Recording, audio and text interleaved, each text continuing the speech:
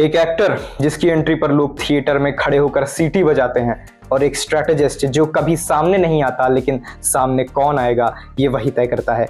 2024 में जब विजय ने अपनी political party Tamilaga Vettri Kazhagam launch की तो ये सिर्फ एक अनाउंसमेंट नहीं था, ये एक प्लान्ड एंट्री थी। उन्होंने सीधे 2026 तमिलनाडु चुनाव को टारगेट किया, जो ये दिखाता है कि ये डिसीजन इंपल्सिव नहीं बल्कि कैलकुलेटेड था। अगर आप उनकी फिल्मों को याद करें तो सालों से उन्होंने एक इमेज बिल्ड की है, सिस्टम के खिलाफ खड़े होने वाले आदमी की, गरीबों के लिए लड़ने वाले कैरेक्टर की।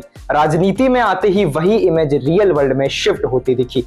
ये कोइंसिडेंस नहीं होता, ये नैरेटिव ट्रांजिशन होता है और यहीं से कहानी इंटरेस्टिंग हो जाती है। अब दूसरी तरफ आते हैं प्रशांत किशोर पर, जिसने भारत में इलेक्शन कैंपेनिंग का पूरा तरीका ही बदल दिया। 2014 में नरेंद्र मोदी के कैंपेन में data driven approach, targeted messaging और सोशल मीडिया का एग्रेसिव इस्तेमाल पहली बार इतने बड़े स्केल पर दिखा। उसके बाद 2015 के बिहार चुनाव में नीतीश कुमार और लालू यादव के अलायंस के साथ काम करते हुए उन्होंने नैरेटिव को बिहार बनाम बाहरी की दिशा में शिफ्ट किया, जिसका असर ग्राउंड पर साफ दिखा। फिर 2021 के पश्चिम बंगाल चुनाव में ममता बनर्जी के कैंपेन में बंगाल अपनी बेटी को ही चुनेगा जैसा नैरेटिव बना, जिसने चुनाव को आइडेंटिटी बैटल में बदल दिया। अलग अलग राज्य, अलग अलग नेता, लेकिन एक कॉमन पैटर्न, नैरेटिव कंट्रोल। अब अगर आप इस पैटर्न को ध्यान में रखकर विजय की पॉलिटिकल एंट्री को देखें तो कुछ सिमिलैरिटीज दिखती हैं।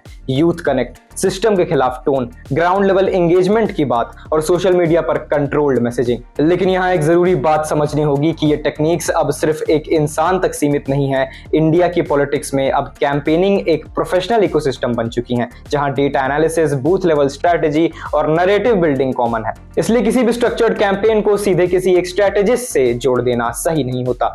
प्रशांत किशोर की कहानी का दूसरा पहलू तब सामने आता है जब उन्होंने खुद पॉलिटिक्स में उतरने का फैसला किया और बिहार में जन सुराज इनिशिएटिव शुरू किया। उन्होंने लंबी पदयात्रा की, लोगों से डायरेक्ट कनेक्ट बनाने की कोशिश की, लेकिन यहाँ ग्राउंड रियलिटी अलग थी। कैंपेन डिजाइन करने और खुद एक पॉलिटिकल फेस बनने में बहुत फर्क होता है। यहाँ स्ट्रेटेजी से ज्यादा ट्रस्ट और ऑर्गेनाइजेशन की जरूरत होती है और यही वो जगह है जहां उनकी जर्नी अभी भी डेवलप हो रही है। अब वापस उस सवाल पर आते हैं जिससे ये पूरी कहानी शुरू हुई थी। क्या थलपति विजय की पॉलिटिकल राइज में प्रशांत किशोर का कोई सीधा रोल है? अभी तक पब्लिक डोमेन में ऐसा कोई कंफर्म्ड लिंक सामने नहीं आया है, लेकिन एक चीज जरूर साफ है कि आज के पॉलिटिक्स में आइडियाज और स्ट्रेटेजीज तेजी से फैलती हैं। जो टेक्निक्स एक कैंपेन में सक्सेसफुल होती हैं वो धीरे धीरे बाकी कैंपेन्स में भी दिखने लगती हैं। इसका मतलब ये नहीं कि हर जगह वही व्यक्ति मौजूद है, बल्कि इसका मतलब ये है कि गेम बदल चुका है। असल में ये कहानी दो लोगों की नहीं है, ये कहानी उस बदलाव की है जो इंडियन पॉलिटिक्स में पिछले 10 सालों में आया है।